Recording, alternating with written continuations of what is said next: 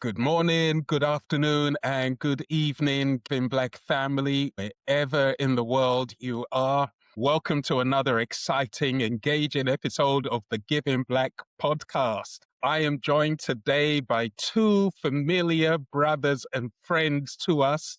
They featured in our recorded episode in July of 2025, where we spoke about the engaging topic of angry Black men. So after that discussion, we've had about 100 and so people download that session. After that conversation, it struck us as we were thinking about it that actually we ought to regroup because there was so much that was shared around our experiences of anger, what is underlying the emotions that sometimes we feel as Black men. And then we got into some topics around how we sustain our mental health and how we connect with other Black men as brothers. And so we thought, let's come back and have this conversation again. But this time around, we're going to talk about happy, joyful Black men. So without any further ado, I am happy to introduce once again our Giving Black family friends, Joe and Curtis. Joe and Curtis, welcome, brothers. How are you today? Happy. We are very happy. It's a pleasure to be here with you. And we're very happy to be doing this again. Pleasure to be amongst you wonderful gentlemen, and pleasure to share this with the audience as well. Likewise. It's always good to have these conversations, especially to normalize things that, bring me excitement, whether you have a kid as a father or you're just, single rolling around. I think it's one of those things that we need to normalize a bit more rather than producing and contributing to society. We can just be and be happy, right? Right. Absolutely. And I really want us to get into what makes us happy as Black men. I found it interesting that the beginning of our conversation was around this Draymond Green article that appeared in the New York Times that really focused on Draymond as an aggressive Black athlete who always seemed to be raising complaints. And there was infinite material out there on the internet and across the world around Black men and our anger. And so this conversation is about inverting that conversation. But what actually happened was, as I was doing the research on happy Black men and what brings Black men joy, there was hardly any material on the internet that really surfaced around what Black male joy is about. Very few stories, not much in connection with contemporary music scene or even poetry scene, plays, films and movies. There wasn't much content for me to draw on. And so I want to kind of just maybe talk to you at this point in time. Let's just get straight into it, because I think this recorded is one for the archive around what brings Black men joy. So each of you, I'm curious to know, what brings you joy? What makes you happy? What are you currently happy about as a Black man? Curtis, I'll let you go first. Yeah. I started this way. I think when you're a new father, as myself is, I think my whole life and how I structure it now, it just makes me happy. It's like I'm a social entrepreneur, so I do things that focus on social and financial return. So I do get a lot of meaning from work, but I get to work from home. So I have the privilege of like always seeing my daughter like every hour, you know what I mean? Throughout the day, taking breaks throughout the day. Maybe I'll take the day off and then be with her all day. Then I'll work in the evening, hang out with my wife, maybe let's go work out while she's sleeping. So I think the life I kind of carved out, I just hang out with family and friends and, do things I love. So happiness for me is more so like not being in the mix. No need to go to no networking event and no need to go to some, to get some connections. And, I'm happy just being amongst the people I love, right? So that's what I thought work gave me a lot of fulfillment, but really work gave me the situation to be at home. That's like the love and the joy that I get. Interesting.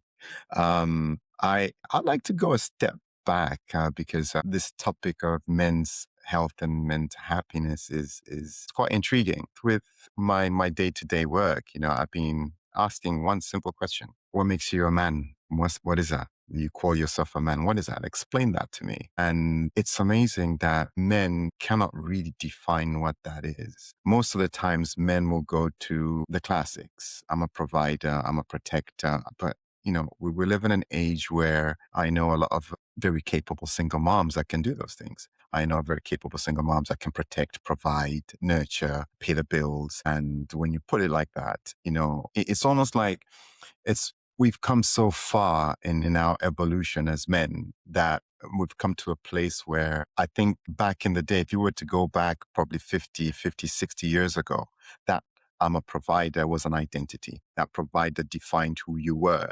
And now it isn't like that anymore.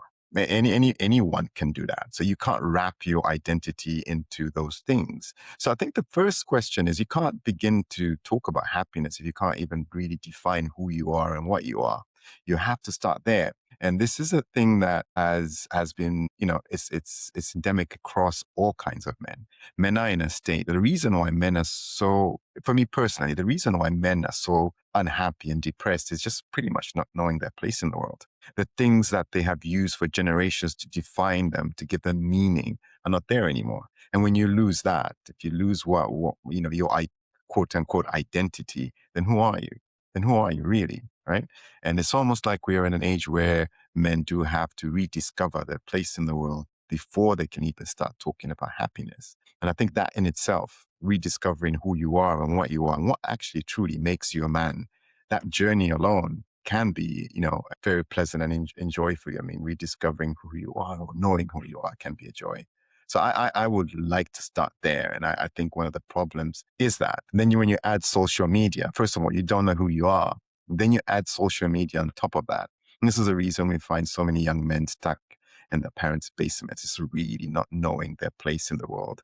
And if you don't know who you are, you don't know your place in the world, how really truly can you know what joy or happiness is? Yeah. Wow. There's so much that is loaded in what you have shared, Joel, and also Curtis. And I want to see if I can tie those in because, Joel, when you mentioned what is a man, who is a man, I struggled myself to actually, string a couple of thoughts together. But then I leaned on what Curtis was saying. That what makes him joyful is the fact that he is a husband, a friend, and a father to his newborn daughter. And I felt also that, yeah, that's what makes me a man. And if possible, I'll try and extend this. I'm also a son and I'm an uncle and a husband as well, right? I'm a nephew. And I kind of assume that these are the things that make me a man. And then I think what you're talking about, contemporarily speaking, is that in our times, we have burst the bubble of the patriarchy. And because that patriarchy or the philosophy of the patriarchy is being challenged, it also challenges us as men to reconsider our roles. Because as you said, a lot of single mothers who are fulfilling the role of the traditional male provider as a man. I think it's all of those inherent things that I mentioned before, that I love being a cousin, I love being an uncle, I love being a husband, I love being a father, I love being a male friend to my male friend colleagues and a male friend to my female friends and colleagues. And I don't get really too deep into the gender specificities of my life because I'm not sure that's where my joy is. It's really more in being who I am, my personality as a human being. Yeah, I have a comment. I string together both of y'all, what you're saying. It's like being a software engineer, I think of like how social media is designed and algorithmic nudging. This idea if you have men who feel off balance, don't know their place in the world, don't know their purpose, then being off balance and on these forms of technology, they start nudging you in certain directions without you knowing. So you start to construct an idea of what you think a man is and what you think a man isn't. And then for years, and this could be for decades, because I've seen a lot of people I met in their 20s versus their 30s, and suddenly in their 30s, they start to change and kind of unlearn those things they learned from social media, which you don't know it, you don't notice it, but it's everywhere. Social media, through music, through pop culture, you're sort of nudged in a certain direction if you don't have a foundation of being on balance. So, like Joey said, if you don't know who you are and what a man is, and you don't define that for yourself, it will be defined for you. And then you'll be guided in a certain direction for a long period of time. And then you start Yeah. constructing different ideas of what you think Black happiness is and Black joy is, right? And then now you're at a point when you get to that point where you start unlearning, you start to redefine what happiness looks like. I think at a long time, you can see a lot of people thought it was providing. We put ourselves right beside Black capitalism is the only way to be happy. That's the goal. We stretch for that our whole lives. And then suddenly you get to that point and you realize a lot of people who get there sacrifice relationships, family, health, connecting with the arts, like the things that we read about in research that a lot of people spend their time doing that bring them joy. And then was it worth the summit to sacrifice all those things you're now trying to get back? Right. And usually you try to replay relationships at that point. So I think as a whole, just in general, I think there's a lot of algorithmic nudging that doesn't work in the favor of highlighting those Black stories of Black happiness, right? Because it doesn't trend. A lot of the research, as you can see, there's a book I read called Contagious, and it looked about at the art and science of why things go viral. And one of the things it covered in one of its, it had an acronym called STEPS. And the S, it was about sharing stories. And it covered that people share stories based on the physiological response that they get when they read it. So if something makes you very depressed, you don't share it. But if it makes you sad and angry, it triggers something, so you share it. And the opposite is true. Something that just makes you happy is like cool, but something that makes you ecstatic and overjoyed, they share. But then if you look at that reality of why things are shared, where does Black men happiness go versus men who are angry like Draymond Green? Within that framework, you understand why Black angry stories trend and Black happiness doesn't get shared, right? Mhm. Because they exist online, Mhm. but the algorithm Mhm. doesn't work in their favor. So I think, as Medea was saying, is sometimes those things that you think about, family, cousins, being uncle, being husband, like outside of everything, usually it comes back to someone in their older adulthood who values people again. We don't have to wait till the end of our lives to value community. And Yeah. that's usually what happens, right? So I think that's Yeah. something that we should ground ourselves on as well. Is like, if we were to, leave today, or what were those things we wish we had more time for? It's not to work. It's Yeah. not to provide, because someone will No. probably post that job posting the day you die to get a new Yeah. hire, right? So we know that's not making you happy. So those are the things I think about as well. Yeah. Absolutely. Brother Joe, what's percolating on your mind right now? What do you want to share about this? Well, now that I've stirred the hornet's nest, Yeah. so to speak, I think quite rightly. I think we did go through, for those older listeners, and I think you will relate to this. We went through a phase in the early part of this century where, because of the ills of our forefathers, we had to almost make amends for for lack of a better word, just the way men used to be. I think we carried a lot of guilt of how badly women have been treated. And I wouldn't say it almost felt like as though you had to be apologetic for being a man, but almost you had to watch your tone. And I think, what I would say is I really like being a man. Mm. I really do like being a man.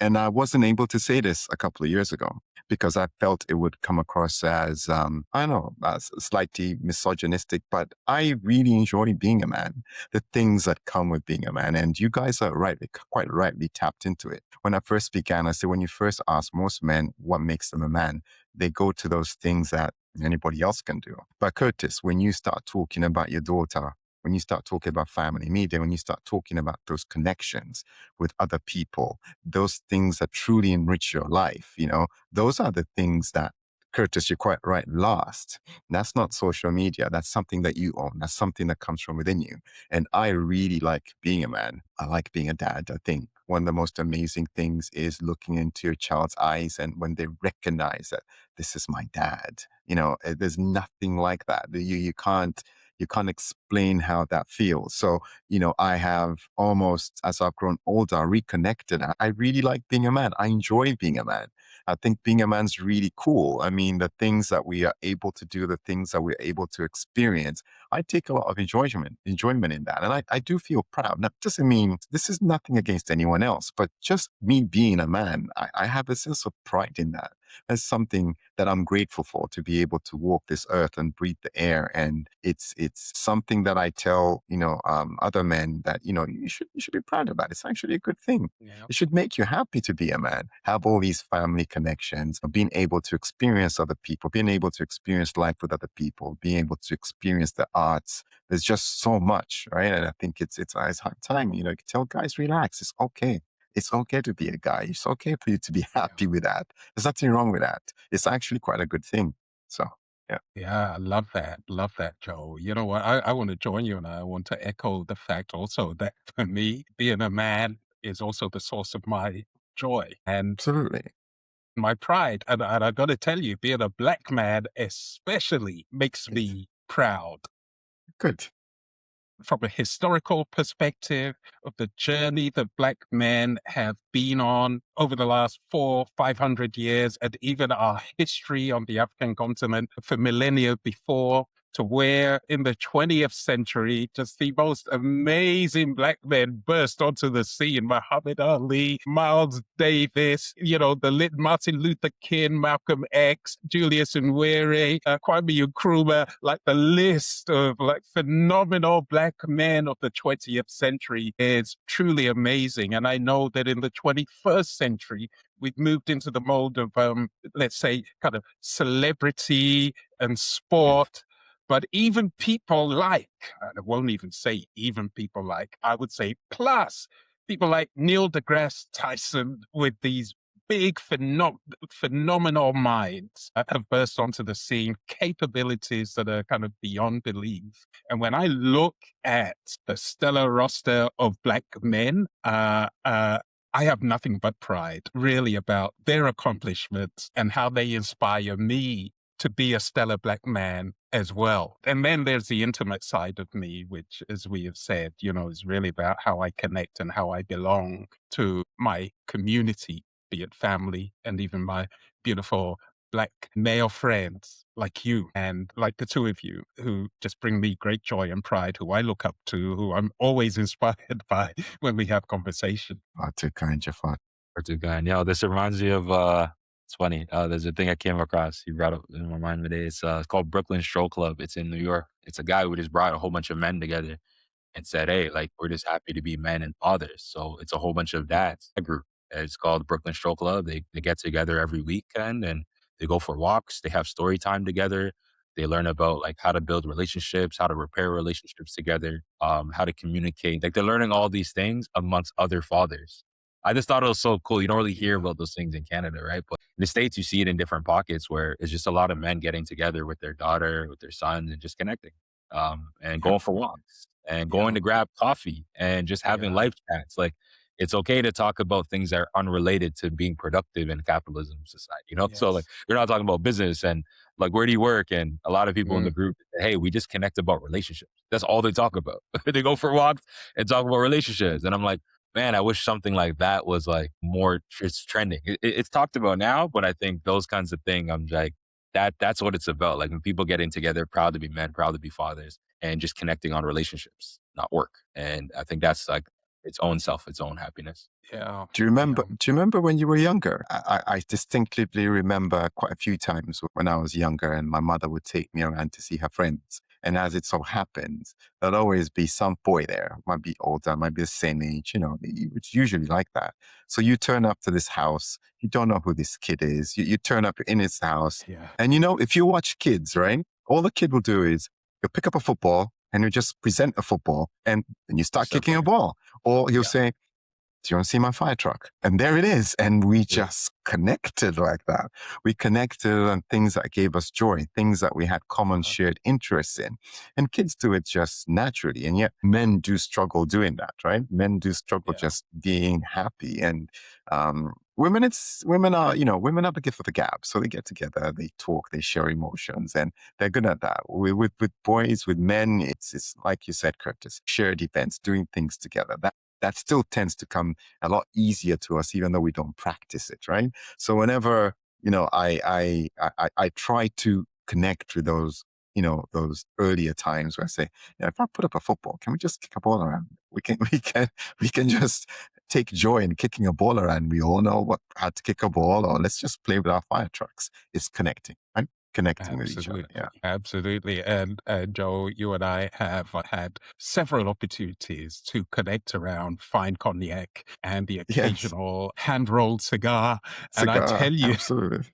each of those times when we connect, I'm just like, listen, there's hardly anything better than this, right? To Absolutely. be in Absolutely. company of men and just to fellowship with the freedom to be who we are. And so Absolutely. let's go to this topic then around what makes, particularly, generally speaking, this topic is about what makes Black people happy. And as I said before, and Curtis, I think you're 100% right, the algorithms were not steering me towards Black joy when I was researching for this episode. But there was one breach, one crack in the system that I want to share with you. And it's a Pew Research study from 2023. And I'm just going to read a little bit from that study conducted by an audience in the USA. It says, across income levels, most Black adults find a great deal or a fair amount of joy or fulfillment spending time with family or friends, their spiritual or religious practices, and traveling, according to the survey. And so I want to just share some of the stats that this research revealed. 9% of all Black adults surveyed said spending time with family is their number one source of joy. 62% said spiritual practices were their source of joy. And 57% said traveling was their source of joy. Now, of course, all of those three can happen at once, but I'm really interested in this kind of league table of what brings Black people joy.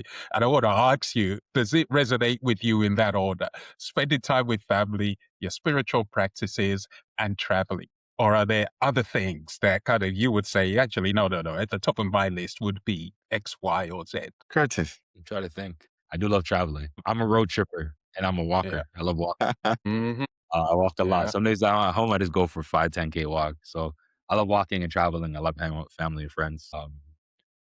I'm an artist by trade before I got into tech. So I think for me, some of those things do resonate, but I think it depends on the season, right? I think it's seasonal. So I think in the winter, it's more traveling and Yeah. family and friends. And then when it's summer, it's more arts and working out and religious practices and connecting with people. So I think it's not fully inclusive. I think those three are things that are commonly talked about, but it changes based on income bracket, right? People don't have the Yes, it means does. to always have time with family and friends. You see it lower on the list of happiness because they might be doing some other things. Most people, if you're in a different bracket where you have the means to create that for yourself, your family's at a top, family or friends is at the top of a lot of people's lists. Sometimes it's more skewed. Sometimes only friends, depending on the relationships in your family. And sometimes it's only family if you got no friends, right? Because especially Black men, some Black men might not have the same type of relationships as your partner. Your partner might have all these relationships, and you're like, typically women have strong, lifelong relationships at all ages and all brackets. And then, stereotypically men are more guarded, right? So you have Mhm. less solid friendships. So you tend to say, hey, I love hanging out with my family. Mm-hmm. Yeah. Wow. Yeah. That's great. That's great. That's great. I think for me, I think what I found, physical activity was the one that would come first for me. And Right. because for me, without the physical activity gives me mental clarity, which makes me then better company to be around. So for me, physical activity maintenance comes first. That gives me a tremendous amount of joy. So physical activity, and then I would bring in friends and family and everything else. So I would, a bit odd because usually I tend to do that solo. But even when, I'm out there running, if I see someone else running, it puts a smile on my face. I know I'm not the only crazy one. So I would put Yeah. physical activity as something that gives me tremendous joy because it allows me to be, fit enough and present enough to enjoy life, to enjoy spending time with family, to enjoy spending time with my daughter. And anytime I can bribe her to come out and do that physical activity with me, it gives me a tremendous amount of joy. Or anytime I can get anyone to come join me doing that, gives me a tremendous amount of joy. So I would put that pretty high up. Health and physical activity, pretty high up. I love this because I'm the absolute opposite. Gentlemen, I gotta tell you, man, it's confession time. Keep all of what you have said, I say. I think I Keep know what that. the top one is And for I'm you. glad it brings you joy. I'm glad. I applaud you for finding joy in such pursuits. But here's a hot beach, a warm ocean, and a cold beverage. Very nice. Preferably with family around me. Yeah. Very Right? nice. But Very other than nice. that, that is my number one source of joy. I have tried this quite a few times, and I am never more happy than when I'm on a beach in Very hot nice. weather and I have a cold beverage and somebody I can connect with next to me. That is my definition of heaven. Fantastic. That's pretty nice. I want to throw something in here because this same Pew Yeah. Research says that the richer you are as a Black person, the higher your expressions of happiness are. Question, do you think that's true for you? And do you think it's true for the Black community in general? I would say no, and I'll give you the context. It's coming from the space of where it's placed, the context of the West, right? So a lot of times when I think of things, I'll give you an example. When I was in Portugal, happiness is completely the opposite, and I'll explain what I mean. I connected with a few Black men there. We're just hanging out. A bunch of Black and brown men started hanging out, and then no one knew each other's name, and we just started playing soccer. This is at like 10 o'clock at There's night. there's a 10 o'clock there's at a night, you have someone there's, who's like 60 years old, someone who's 40 years old, someone who's in their 20s, someone in high school, just playing soccer in the square. Same thing when I was in Brazil. So I started to think about things. It's like sometimes I guess we're trained in the West where higher income creates the idea creates more conditions for you to spend more time with other things. But I don't think that's necessarily true because some of the most elite learners I know, there's never enough money they can create. So sometimes the more money you have, sometimes you end up putting yourself in a position where we keep creating, keep producing, and we're not actually making time for ourselves. So I think there's some false suggestions of that article where you could think, yeah, more money makes more happiness. But I always say like depends on the context. My family in Guyana, they don't have a lot compared to us in the West. But man, these people, they have enough, man. That's how they look at life. I have enough to provide, to make sure my kids are good, and they prioritize their whole time for family, friends, working out, connection, food, cookouts, and it's not about income there, right? So I would disagree with it. I have more of a tangent to go on, but that's just my first tangent. Yeah. And you never meet men who play soccer who like, oh, I don't know that guy, but we've been playing soccer like every week for the last year in the square. I'm like, that's going back to like you said earlier, Joe, back in the schoolyard. Might be playing with someone for absolutely, years. And a teacher might absolutely. ask me, who's that kid? I don't know. I'm like, but I've been seeing you play with them at recess every year. Yeah, I just never asked.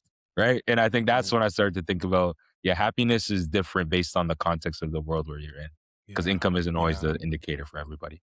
that's right. That's right. I remember, can't remember where it was, 2019 or so. I was in South Africa, and um, I remember being with a group of people, and this kid flipped over a plastic container and started beating a beat.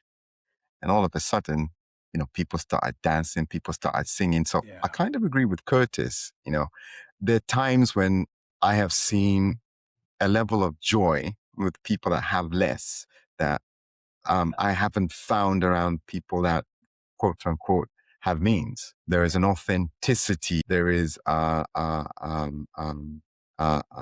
desire to share in that joy. And I have found that sometimes when people have a lot of wealth, they're a little bit more guarded. They're a little bit more, they take a Yeah. little bit more time to warm up. And I find some of the happiest people in this world, whether I've been in Africa or been in Asia, are people that have very little across the Caribbean. I've been amazed at how happy people have been with very little, and the joy and the happiness. It's almost like when they don't have first world problems, it frees them. It frees them Yeah. to be a bit more in touch with their feelings, and it's such a wonderful thing to observe. And then maybe this is why traveling is on that list, because most of the times when we do travel, we tend to crisscross people have less than us, and to see how happy people can be with just a drum beat is amazing. Just that drum can make you so happy. Whereas when you're in the West, you probably need single malt 20-year-old whiskey or something before you can start Mhm. smiling. Yeah, Mm, it's yeah. you know what I mean? Yes.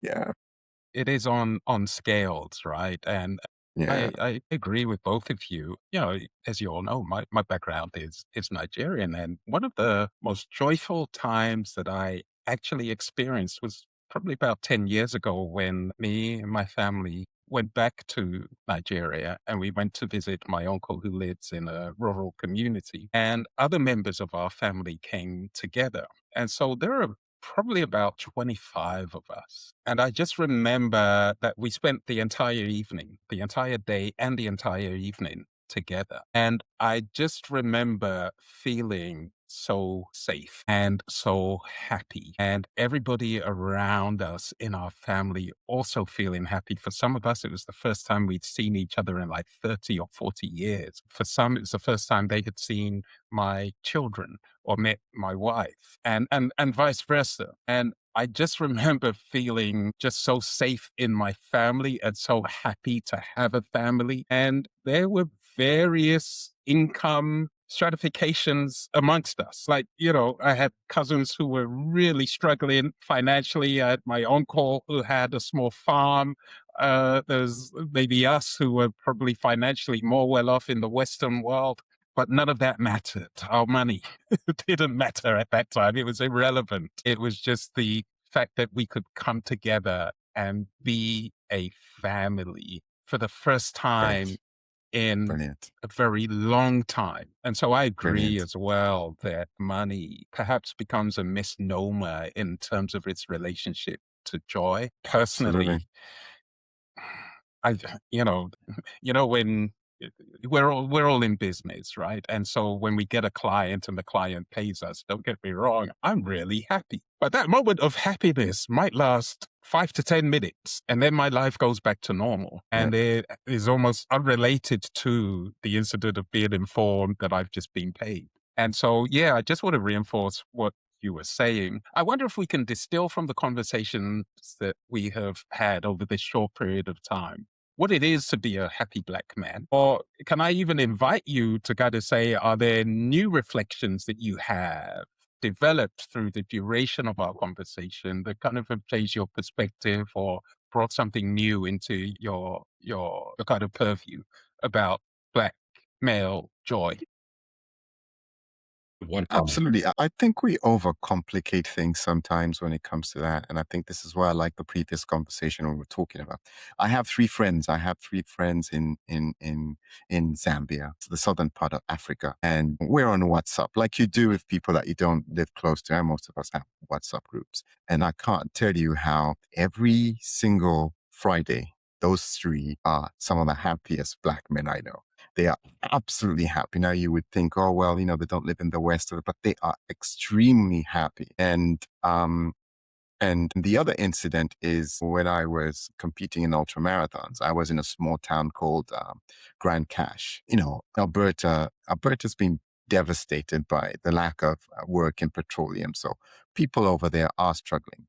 But I was struck by how happy they could be with just what they had. They took me in and they helped me with my running. They helped me with making sure that my route was okay, making sure I had food. And what that's taught me is, sometimes in the West or when especially men, we're so gung ho on achievement and career achievement that we forget that happiness comes in the simplest of things, the most basic things, my three friends and my experience in Alberta and just generally in life has taught me that I don't need much to be happy. I can go for a run, come back home, I can pick up a book. I can open a bottle of wine and just say to myself, boy, I'm lucky. I'm lucky to be able to experience this. So it's taught me to take a moment and be grateful for the small things. I really am grateful for those things, the little things that we tend to overlook sometimes. So for me, that's what's been a big change as I've grown older, the little things, just the small things, and being able to experience those things. I really appreciate them. Really do. Yeah. Onto that, because you made me think of there's a book I read. It's called "Rest is Resistance," Yes. and the founder of it, I'm gonna look it up so I don't mess it up. But founder, I gotta find the name again. The reason I found out about it is by the Nat Ministry. The Nat Ministry is actually an organization that focuses on Okay.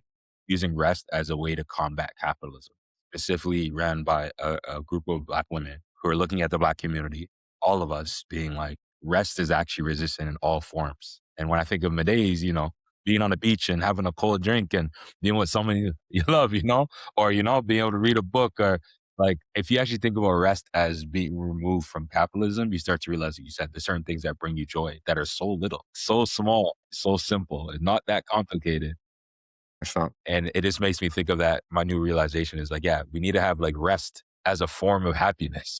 You know what I mean? Yeah. Like just absolutely. being able Yeah. to be and not feeling comfortable that you're not producing. That Yeah. also is Yeah. happiness. If you reach that point where you're balanced in who you are and you could just sit there and be like, I'm not going to work right now. I'm just going to I'm a, Yeah. You know, and nothing's gonna go wrong. I'll figure it out whether I'm behind or not, whether I'm ahead or not. If I lose something or not, rest is more important. So I've been doing that a same. lot Yeah. to Yeah. bring me some happiness. You know how I said activity, physical activity was at top of my list. So when it comes to rest, there's a connection there, right? I recently, uh, I've discovered that sleep is a workout. Hmm. People are so diligent. People are so diligent about going to the gym, going for a run, doing this and that without realizing that sleep is a workout. Sleep is when your body repairs itself and everything. So, I've seen people myself, I've been a victim of that. So disciplined with my workouts and everything, so indisciplined with rest and sleep. So now I take rest and sleep as important. It's for me, have you done your workout? And that involves, disconnecting, unplugging and resting, getting some rest. That is a workout. You should take it as seriously as you take your gym or anything else that you do for physical activities.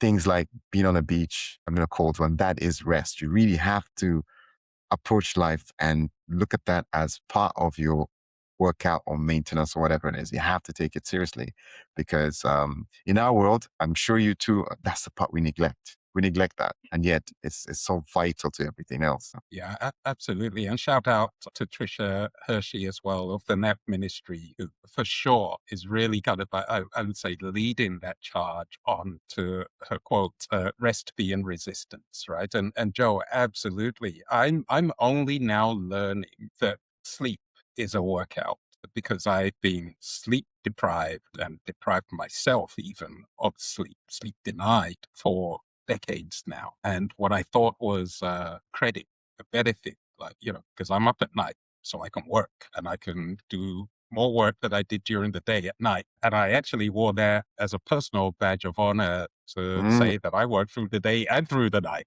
right?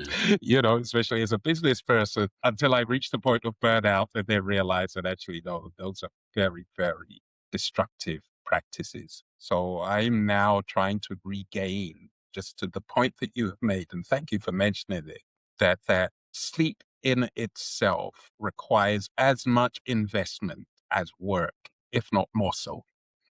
But we absolutely. are so in tuned in this, Curtis quote, in this capitalist society to only cater for that one side, which is about work and productivity, and really ignore or deny the importance or even treat ourselves to the benefits of sleep and rest. So there Yep. has to be a kind of symbiosis, right? There has to be a balance between the extremes of work balanced with the extremes of rest as well, I believe. Absolutely. Absolutely.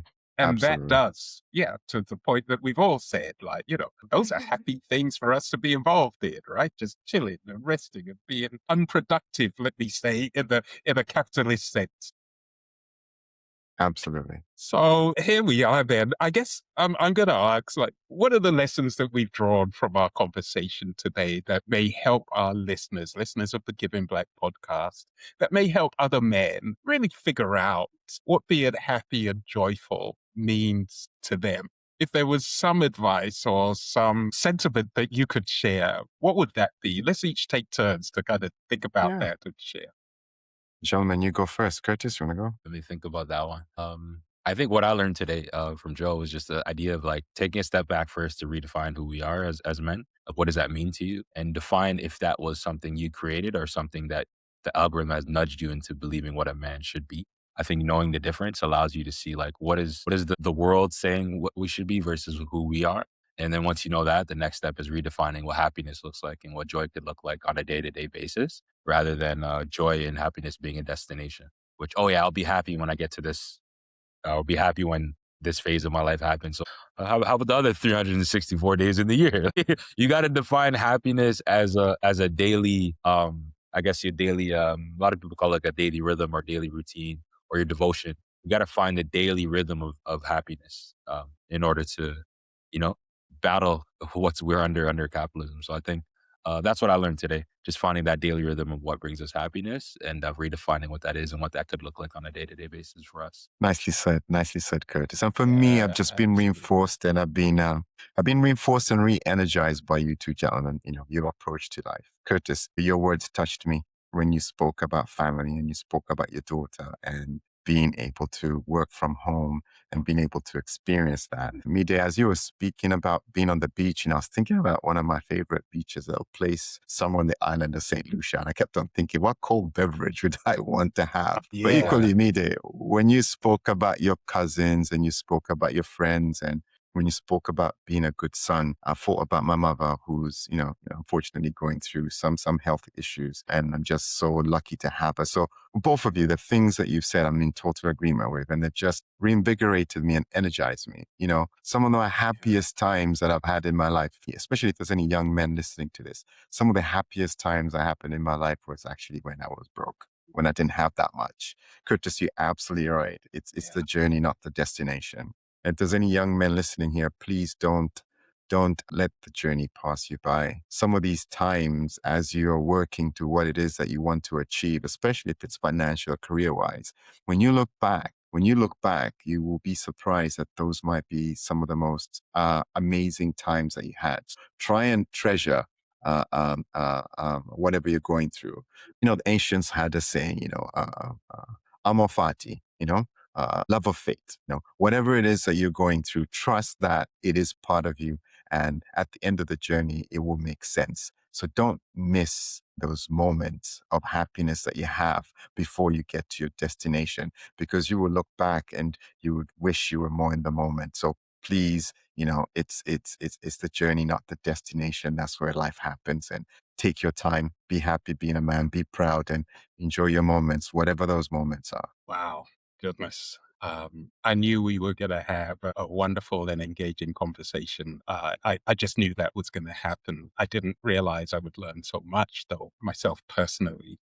And Curtis, I want to thank you for leading off this conversation with really embedding us in the fact that family is an important component of joy and happiness 100%. for us, and friendships too. And Joel, even after this recorded, I am going to be thinking about what it is that makes me a man. We've seen in this short conversation that happiness and joy can just flow from our hearts and our minds through the way that we express ourselves. And I hope that Absolutely. this conversation, as far as our listeners and viewers are concerned, bring you joy and happiness too. That was our intent at the beginning of this, for us to explore the meaning of joy and happiness and to be able to share with you around joy and happiness. And we've landed on the fact that Likewise, sir. Likewise. Thank you. Gratitude, man. And Giving Black Family,